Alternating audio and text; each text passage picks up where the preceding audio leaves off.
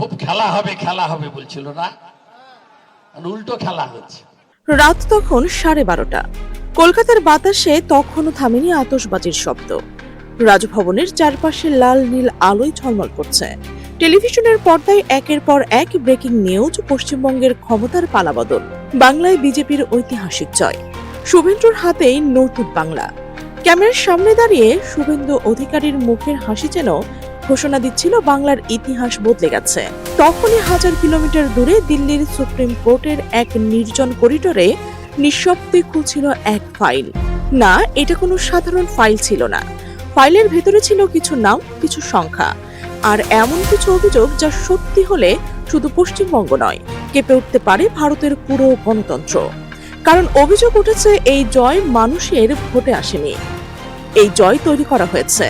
আর সেই অভিযোগের কেন্দ্রে রয়েছে এক রহস্যময় শব্দ, SIR।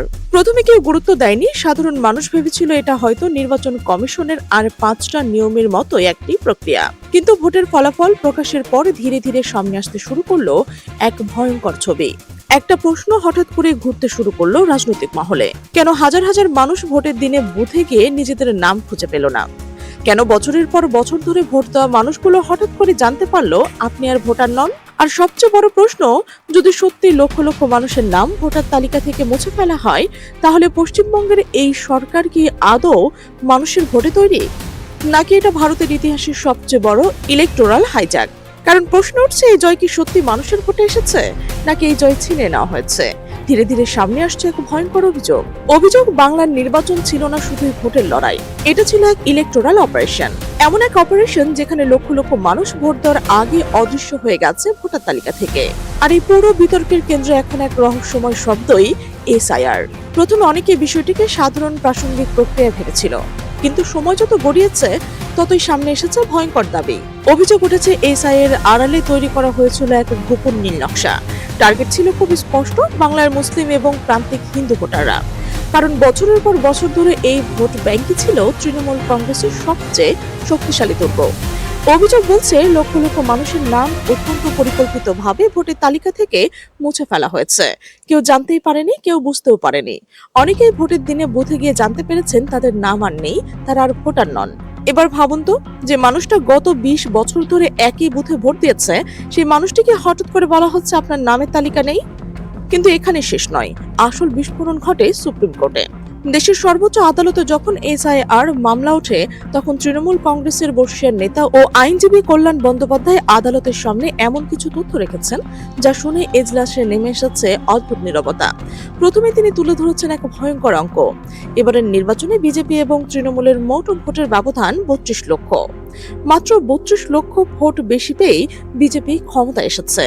কিন্তু কল্যাণ বন্দ্যোপাধ্যায় দাবি করেছেন SIR এর জোরে প্রায় 35 লক্ষ মানুষের আবেদন ঝুলেছিল ট্রাইব্যুনালে। অথচ নির্বাচন কমিশন সেই আবেদন নিষ্পত্তি না করে ভোটার তালিকা ফাইনাল করে ফেলেছে। মানে কি? মানে 35 লক্ষ মানুষ ভোটই দিতে পারেনি। একদিকে জয়ের ব্যবধান 32 লক্ষ, অন্যদিকে ভোট দিতে না পারা মানুষের সংখ্যা 25 লক্ষ। এই সমীকরণ সামনে আসতেই শুরু হয়েছে বিস্ফোরণ। কারণ অভিযোগ অনুযায়ী এই 35 লক্ষ মানুষের বড় অংশই মুসলিম ও প্রান্তিক হিন্দু ভোটার, অর্থাৎ সেই শ্রেণীর মানুষ যারা ঐতিহাসিকভাবে তৃণমূলের সমর্থন বলে পরিচিত। এখন প্রশ্ন ওঠে, এই মানুষ যদি ভোট দিতে না পারে তাহলে কি ফলাফল অন্যরকম হতো? সুপ্রিম কোর্টের ভেতরে তখন যেন রাজনৈতিক থ্রিলার দৃশ্য। কল্যাণ বন্দ্যোপাধ্যায় এরপর আদালতের সামনে তুলে ধরেছেন 31টি বিধানসভা আসনের তথ্য, আর সেখানে লুকিয়ে রয়েছে বড় বিস্ফোরণ। এই 31 আসনে বিজেপি জিতেছে, কিন্তু অভিযোগে বলা হচ্ছে প্রতিটি আসনেই জয়ের ব্যবধানের চেয়ে ভোটার তালিকা থেকে বাদ পড়া মানুষের সংখ্যা বেশি। একটি আসনের উদাহরণ দিয়ে তিনি বলেছেন সেখানে তৃণমূলের প্রার্থী মাত্র 862 ভোটে হেরেছে, শুধু 862 ভোট, কিন্তু সেই কেন্দ্রের SIR এর নামে 5432 জনের ভোট কেটে দেওয়া হয়েছে। এখানে একটু থামুন, 862 ভোটে হার, আর 5432 মানুষ ভোটই দিতে পারেনি। এই সংখ্যা কি শুধুই কাকতালীয়, নাকি এর পেছনে ছিল সুপরিকল্পিত কোনো খেলা? আদালতে যখন উত্তেজনা চরমে, কারণ এর আগে বিহারের এক মামলায় সুপ্রিম কোর্টের মন্তব্য করেছিল যদি কোনো কেন্দ্রে জয়ের ব্যবধানের চেয়ে ডিলিট হওয়া ভোটের সংখ্যা বেশি হয় তাহলে আদালত সরাসরি হস্তক্ষেপ করবে। আর সেই পুরনো রায়কে এবার হাতিয়ার বানিয়েছে কল্যাণ বন্দ্যোপাধ্যায়। মানে কি দাঁড়ালো? মানে 31টি আসনের ফলাফল যে কোনো সময় আইনি ঝড়ে উড়ে যেতে পারে। কিন্তু গল্প এখানেই তো শেষ নয়। কারণ পর্দার আড়ালে ঘটে গেছে আরো এক ভয়ঙ্কর রহস্য। এসআইআর ট্রাইব্যুনালের প্রধান বিচারপতি টি.এইচ. শিব গণনাম হঠাৎ করেই পদত্যাগ করলেন। কেন? কিসের চাপ ছিল?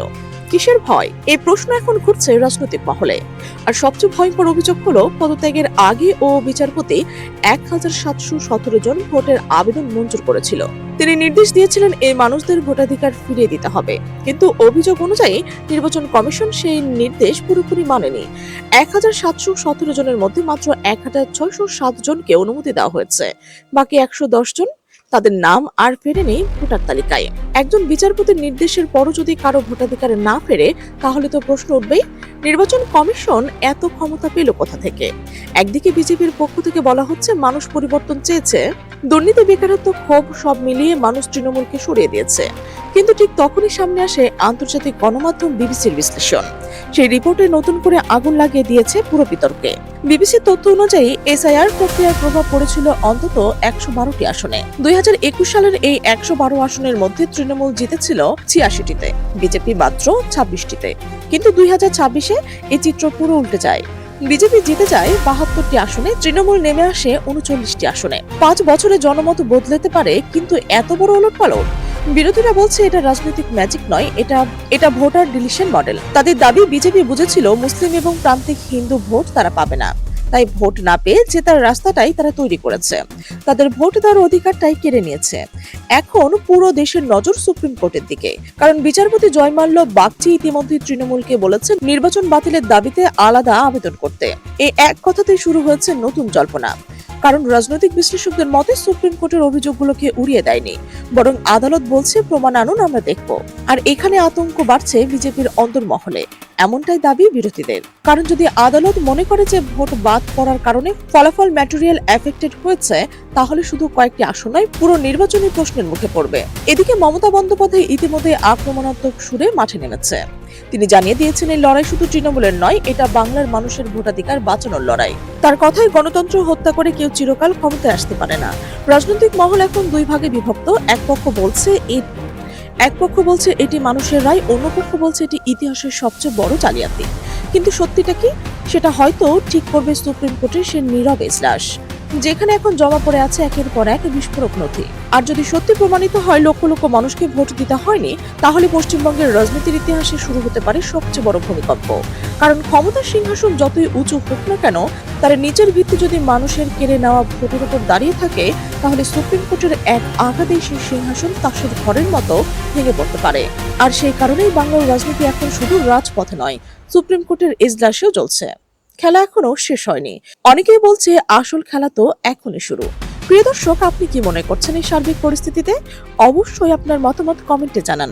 আর আপনি যদি এই চ্যানেলে নতুন হয়ে থাকেন, সাবস্ক্রাইব করে বেল আইকনটি অন করে রাখুন, যেন আমাদের এমন বিশ্লেষণধর্মী প্রতিবেদন সবার আগে আপনার কাছে পৌঁছয়। আমাদের সাথে থাকার জন্য ধন্যবাদ।